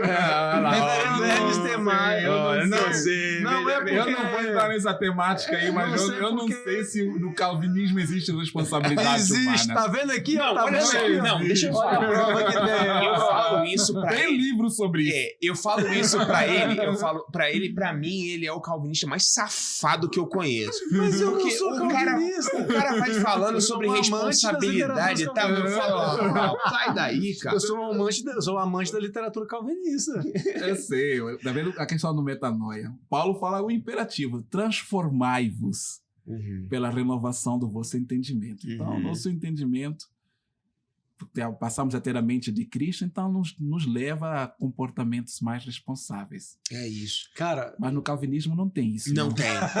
Não. Vamos voltar no pro calvinismo. Não, deixa o Calvino quieto, né? Jacobs Hermínio quietinho também. Você acha que existe de fato hoje vamos falar da igreja brasileira e da igreja moçambicana? Isso, moçambicana. Moçambicana. Você acha que existe claramente uma teologia marxista? Essa é uma ótima pergunta. Na igreja verdadeira não deveria existir uma teologia marxista. Acho que até os antigos pastores, assim como padres e outros, condenavam o comunismo como algo diabólico. Porque dentro da gênese do pensamento marxista ou comunista, a ideia de Deus não é uma ideia bem-vinda. É uma ideia que deve ser rechaçada, porque a religião é como se fosse uma droga que deixa o povo numa posição passiva para nós. Isso fala que é o ópio isso. Que, na verdade, na visão comunista e socialista, não existe religião. A religião está fora. É o ópio do povo. Porque eles dizem que a religião serve como um instrumento de dominação. E apenas o Estado pode te dominar, né? Isso. Esse é um instrumento de dominação que se impõe sobre as pessoas para que as pessoas elas não revidem. As pessoas aceitem o problema, porque a religião promete um céu de delícias, um céu que tem bonanças. Então, todo sofrimento aqui na Terra será recompensado. É verdade que muitos religiosos se valeram da religião para poder fazer coisas ruins. Na África mesmo, por exemplo, nos anos 90, uma das maiores dificuldades da evangelização era com pessoas adultas, que haviam vivido parte da colonização, que entraram nas lutas de libertação. Eles tinham receios quando chegavam os missionários, porque diziam que a escravidão veio primeiramente pelos missionários. Então, os missionários, faziam o terreno, amaciavam os corações, deixavam os corações passivos, não pacíficos. Nós devemos ser pacíficos enquanto cristãos. E não passivos. Não passivos. Até porque tem aquela regra de ouro de Cristo que diz: faça aos outros aquilo que você quer que os façam. Tem pessoas que dizem: não, essa regra de ouro já existia entre os gregos e entre os rabinos. Essa regra, parecida com essa regra, existia, mas era na negativa: não faça aos outros. Então a religião cristã é uma religião ativa. Nós fazemos primeiro. Demonstramos o jeito correto de as pessoas nos tratarem ou de tratarem umas às outras. Então, eles diziam que a religião veio amolecer os corações para que os dominadores viessem e se apossassem da África. Então, as pessoas mais antigas tinham dificuldades imensas de aceitar. E hoje? Você acha que hoje a missão na África, né, as igrejas que vão para a África, não tem nada mais a ver com isso? Há 3 tipos, né? Há aqueles que vão fazer aquela missão mesmo, né, efetiva, que respeita alguns aspectos da cultura que não são antibíblicas, porque aspectos de cultura que são antibíblicas, seja no Brasil, seja em qualquer lugar, se nós abraçamos a fé, nós devemos combater. Tem igrejas que aceitam todos os aspectos da cultura para não ofender, que é a igreja mais pós-moderna, assim, que é essa igreja que tem dificuldade de apontar o pecado porque tem medo de ofender as pessoas. De perder também, né? Isso, é um amor que não é amor de verdade. Como disse um escritor católico... É um cuidado pela carteira? Às vezes nem pela carteira, porque às vezes no lugar onde ele vai não tem como extrair muito. Com exceção da Universal e outras lá. Por falar na Universal, vocês viram que na Angola os angolanos tomaram a Igreja Universal. Porque o dinheiro vinha para cá, eles eram proibidos de visitar os parentes, de receber os parentes. Então os pastores angolanos disseram, vamos assumir isso para nós, porque a igreja brasileira não está respeitando os aspectos que são intrínsecos da nossa cultura. Então, existem aspectos da cultura que nós devemos respeitar. Porque a igreja que o missionário vai abrir não é uma sucursal, não é uma filial da igreja-mãe. É uma igreja que tem características específicas. Do ambiente ali, isso, que tem todo o contexto. E precisa ser respeitado. Precisa ser respeitado, desde que esse contexto não ofenda a palavra. Sim. E mesmo se ofender a palavra, nós devemos encontrar aquilo que nós falávamos antes, né? Como Paulo, qual o ponto de contato aqui? Qual o ponto de contato aqui para falar sobre o Deus que eu estou trazendo para eles? Mesmo assim, ele não ofendeu, né? Isso, mas então tem missionários que vão e querem estabelecer a cultura brasileira nas igrejas africanas. Isso é errado. Tem uma escritora brasileira que diz que isso é uma colonização, não evangelização. Na evangelização, nós respeitamos aspectos que são característicos da cultura que não ofendem a palavra. Já a colonização, nós não apenas trazemos a palavra, como queremos que as pessoas vivam como vivem as pessoas do lugar onde eu saí. Um pequeno Brasil, uma pequena Goiânia. Você sabe que, só um comentário bem rápido. Eu tava ouvindo um podcast do Emicida, e ele tem muito essa relação, até por uma questão dele enquanto cantor de rap e dele enquanto ligado muito. Ele é de religiões de matriz africana e ele é muito ligado à África. E aí ele falou assim, ele é um podcast com o Mano Brown, o cantor do Racionais. E aí ele falou assim, mano, o que a gente não entende é que, tipo, às vezes a gente tá querendo ensinar a África a ser África. Tipo, a gente, Brasil, tá querendo dizer pros caras como é que eles têm que ser. E tipo, aí ele deu um exemplo, eu não me lembro pra onde é que ele chegou, mas ele falou que ele foi o primeiro show dele na África, eu não lembro qual foi o país. E aí ele disse que eles saíram daqui do Brasil, ele e o irmão, e compraram as roupas que pra nós são roupas características da África. Aqueles trajes. Aqueles trajes todo colorido, aquele negócio todo.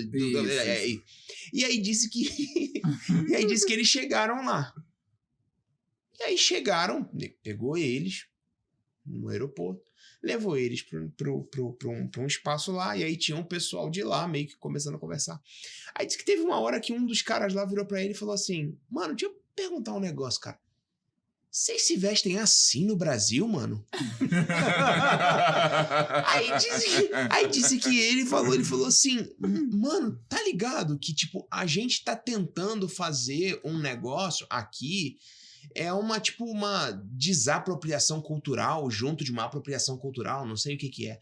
Então, eu concordo muito com isso, porque eu acho que, e principalmente isso acontece conosco com os americanos, viu? A gente pega uns modelos da igreja americana e a gente acha que o pessoal aqui no Brasil tem que aceitar a goela abaixo, assim. As modinhas, né? De todo jeito, assim. Tem que aceitar porque tem que aceitar e tal. Mas enfim, vamos voltar pra questão da teologia marxista lá. Vou falar nisso, o pessoal proponente da teologia marxista, eles dizem isso. Nós não queremos abraçar os modelos exteriores ou americanos. Nós queremos ter um modelo que seja próprio da América Latina. Eu sempre que leio agora a teologia da América Latina, eu fico com medo. De verdade. Então, de verdade, chegou assim... lá, tu já selecionou, né, meu Deus do céu! Deve ser o pessoal da teologia da libertação ou missão na íntegra. Tomara que o professor Burjac não pense que eu esteja falando mal dele, que eu admiro demais, né? Depois corta essa parte. Aqui não corta nada. Aqui não corta nada. Aqui não corta nada, vai tudo. Meu Deus, então eu entendo que se for uma igreja que procura seguir verdadeiramente os ensinamentos de Cristo, ela não vai abraçar a teologia da libertação ou a teologia marxista, para ser mais preciso. Porque são incompatíveis. Ainda que a igreja verdadeira, ela deva se preocupar com os pobres. Uhum. A gente olha para os pais da igreja, a gente vê exemplos maravilhosos, lindos, de muitos pais da igreja que, às vezes, vendiam as coisas, construíam casas pastorais que funcionavam mais como hospitais. Uhum. Doentes, Uhum. pessoas que queriam aprender a escrever e a ler. Então, o cristianismo é isso. É um grupo de pessoas que se importa verdadeiramente com pessoas. O Timothy Keller tem uma frase que ele faz comparação entre a ética cristã e a ética oriental. Ele diz que a ética oriental ela é fundamentada na honra. Eu não faço isso porque vou desonrar os meus pais. Tem essa questão do suicídio que tem muito ligado à honra. Às vezes ele não conseguiu o emprego que ele imaginava. Passar na faculdade e tal. Isso, vou desonrar meus pais, ele acaba se matando. Já a ética cristã, ela é fundamentada na pessoa, no indivíduo. Eu não faço a coisa porque vai fazer mal à pessoa. Ele dá o exemplo de uma senhora idosa com um saco de dinheiro numa rua escura, de noite, assim, bem escuro mesmo. E o oriental olha para aquilo e diz, eu não vou roubar porque vou desonrar os meus pais ou a minha tribo ou o meu grupo. Já o cristão olha e diz que, olha, eu não posso fazer isso porque aquela senhora deve estar com necessidade, deve estar correndo. Ele está sempre pensando na pessoa. Então, enquanto cristãos, nós devemos pensar nas pessoas, devemos olhar para os pobres, aliviar os seus fardos, ajudá-los de alguma forma a melhorar as suas vidas. Mas os ideais marxista e companhia, eles não cabem dentro do cristianismo, porque eles estão propondo um céu sem Cristo, um céu sem a redenção. Mesmo quando se fala hoje, por exemplo, dessas pautas que são pautas progressistas, para mim é como se eu estivesse olhando para a Sodoma e Gomorra da Bíblia. Tem um autor que diz que é a única cidade terrena que é comparada ao jardim do Senhor. Diz aí no texto de Gênesis que as campinas de Moabe pareciam o jardim do Senhor. Mas a cidade de Sodoma e Gomorra era uma cidade que estava infestada de pecados, mas eles davam outro nome ao pecado. Então, o marxismo, o comunismo, eles querem propor um céu de delícias, onde todo mundo vive em paz, mas sem Deus. E onde esse céu é aqui. Isso, onde o homem se redime a si mesmo e eles ignoram a humanidade. Por isso que muitas vezes, para conseguir estabelecer um regime socialista, é preciso minar as liberdades humanas. É preciso, por exemplo, prender os dissidentes, obrigar as pessoas a ter um único pensamento, não aceitam qualquer divergência. Todo mundo fica tipo espião de todo mundo. Eu me lembro que lá no meu bairro, a gente chama de zona, A zona aqui, às vezes, parece que é um lugar de... De delícia. Delícia não. Delícia não. Agora vai ter. Agora nessa daqui corta, hein? Meu Deus do céu. Tá como o irmão que foi contar o testemunho disso.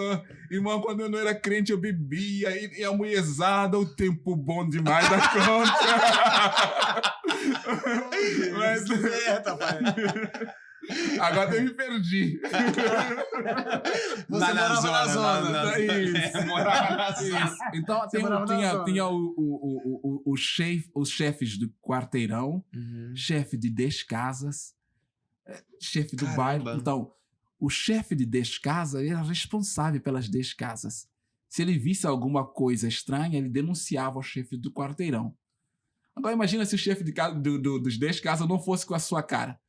Ainda que não tivesse nada, você era denunciado e você não tinha como dizer que não era aquilo. Então, no regime, que são os regimes como socialista e comunista, é necessário que se tire as liberdades para conseguir se estabelecer. Então, por isso que eles usam do mal, eles dizem que esse mal é necessário para trazer um bem maior para todos. Vamos estar num mundo que todo mundo será igual, que todo mundo terá o suficiente. Mas a gente percebe que eles trazem miséria e muita degradação. Então, um pastor, um servo de Deus, ele não se alia a esse tipo de ideologia. Não é que ele vai ser capitalista. O capitalismo também não é de Deus. São tentativas humanas de conseguirmos resolver os problemas aqui da Terra. Algumas tentativas são menos nefastas do que as outras. No caso, o comunismo é muito nefasto e quase diabólico na sua proposta, porque eles querem o seu sem o próprio Deus. Eles querem o seu que eles constroem por si mesmos. Mendes, qual é a tua percepção a respeito do futuro do Brasil? Mata no peito, Mendes, e não, o Marcos que tem que ler os oráculos. Então, qual a minha perspectiva em relação ao Brasil? Olha, eu não sei, eu vou dar meus palpites, eu não vou conseguir dar uma perspectiva. Mas você já está aqui há 12 para 13 anos, então você acompanhou... Isso, do que você tá vendo a caminhada e tudo. Político, religiosa, social, tudo, cultural, assim. Nos últimos anos e agora, essa... ainda vai se definir, né? Temos uma eleição, dia 30, né? Não sei quem vai ganhar. E dependendo de quem vai ganhar, a questão política no Brasil pode ser diferente, né?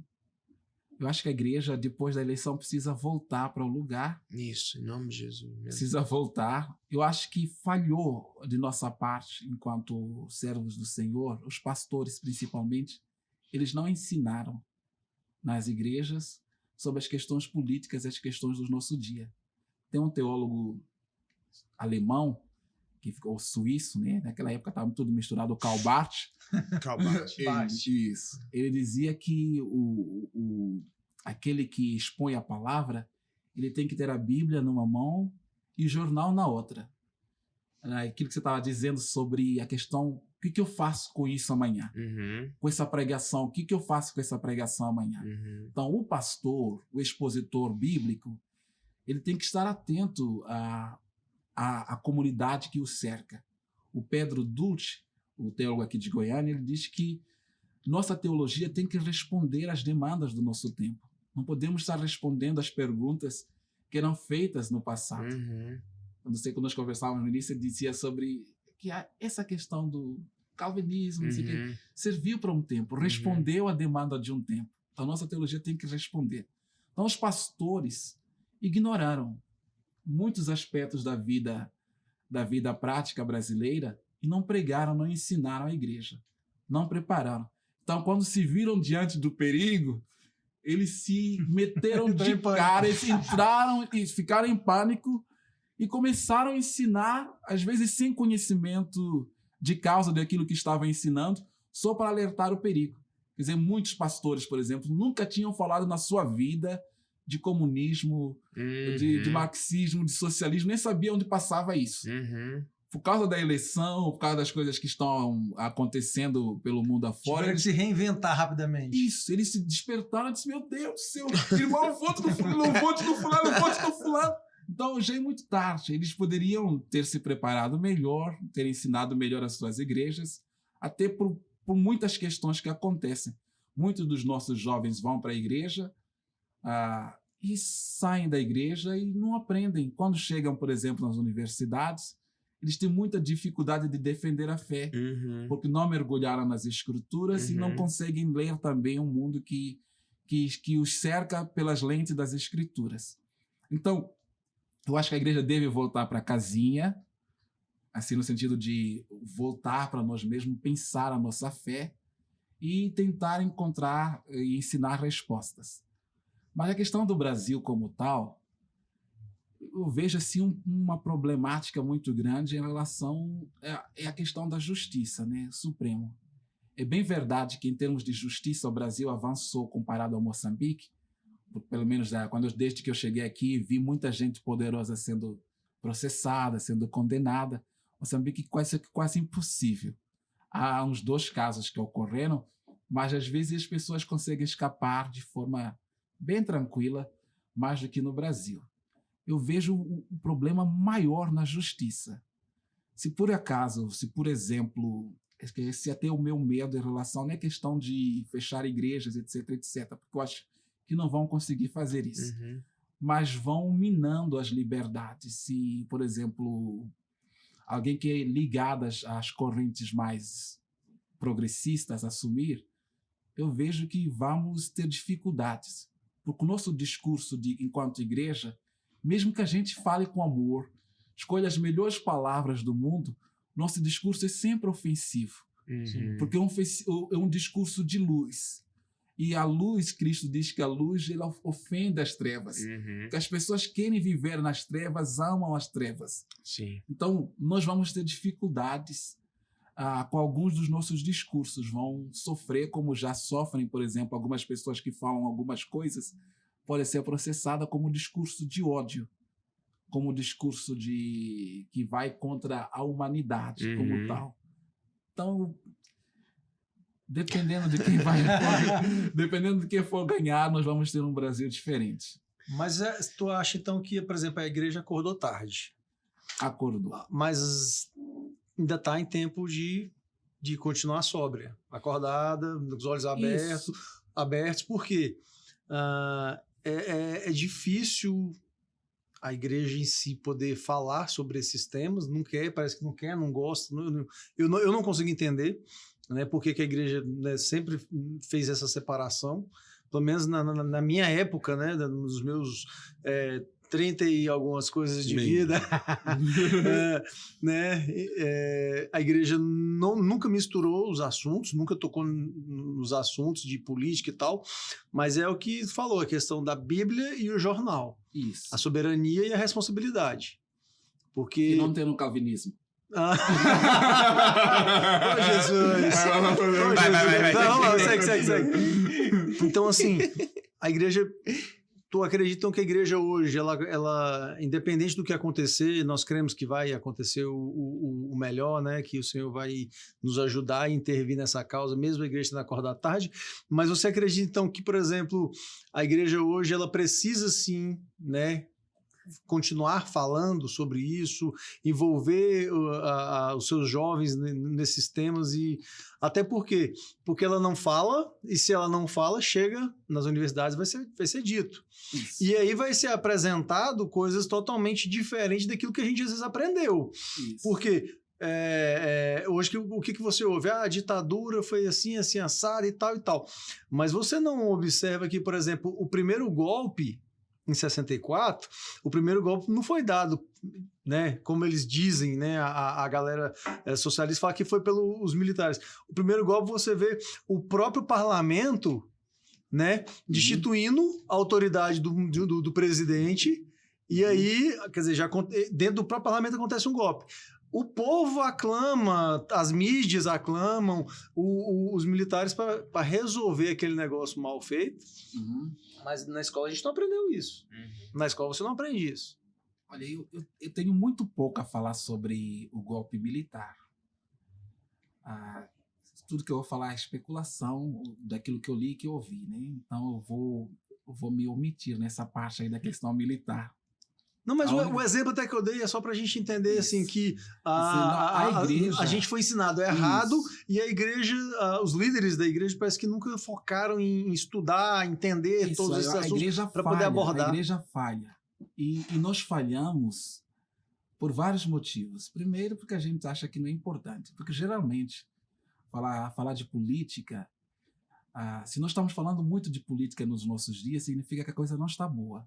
Porque a política boa é aquela que faz com que as pessoas se preocupem com as coisas mais importantes. A sua família, seus amigos, os seus relacionamentos, o seu trabalho. Se nós temos que nos preocupar com a política, significa que a coisa não está boa. Mas o que também acontece, que às vezes os pastores não falam, é porque eles fazem uma dicotomia, uma separação entre religião e política. E esse discurso é bom, parece bonito, e é muito repetido por pessoas, por exemplo, do espectro mais de esquerda. Eles dizem que o Estado é laico, a religião e política não se misturam. E é mentira, porque nós não podemos dividir o indivíduo como se ele pudesse compartimentar a sua vida. Ele age consoante a sua fé, no conjunto de valores que ele acredita que são os valores que devem regir uma vida. Seja ele uma pessoa que não tem fé, que se considera ateu, esse conjunto de valores que ele coloca como valores importantes na sua vida são os valores que regem o seu relacionamento, aquilo que ele faz enquanto indivíduo.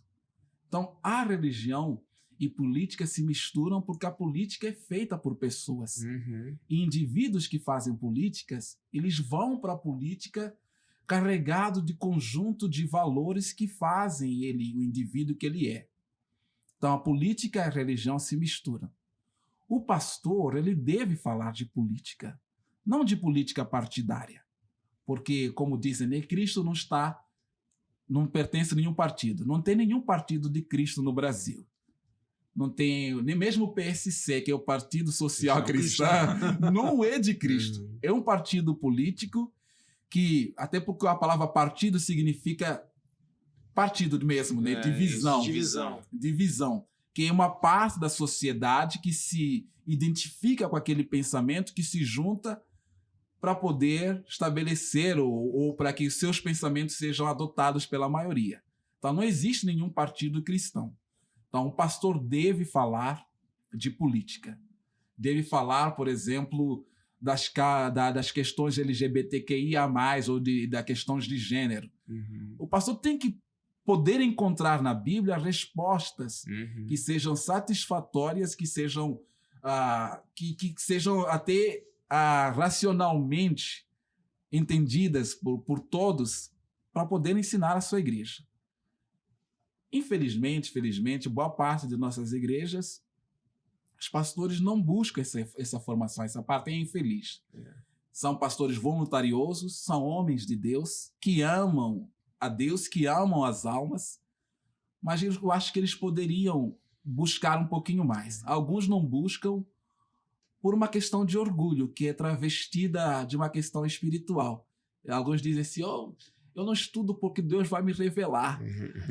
Como se Deus não pudesse usar irmãos que escrevem livros para nos ajudar.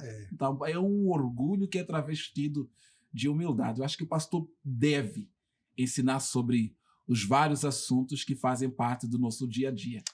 Eu acho que a nossa fé, eu sempre digo isso, a nossa fé é holística, eu não consigo dividir as coisas, enfim. A gente precisa terminar, o papo tá muito bom mesmo, mas só terminando aqui, eu queria só agradecer, primeiro de tudo, a tua visita aqui. Deixa eu falar isso, porque se o Marcão falar, aí vai parecer que é de amigo para amigo, aí parece que é comprado e tal. Deixa eu falar.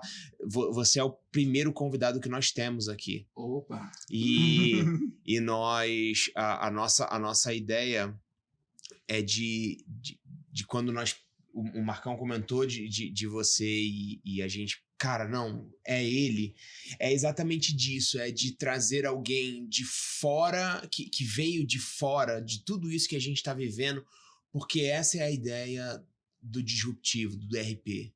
É da gente conseguir olhar de fora, ou pelo menos ser levado por alguém pra fora dessa caixinha que a gente tá e olhar. Porque senão, quando a gente vê, o inimigo já entrou, já tá dentro. E aí a gente tem que reagir a ele e não se preparar para a chegada dele.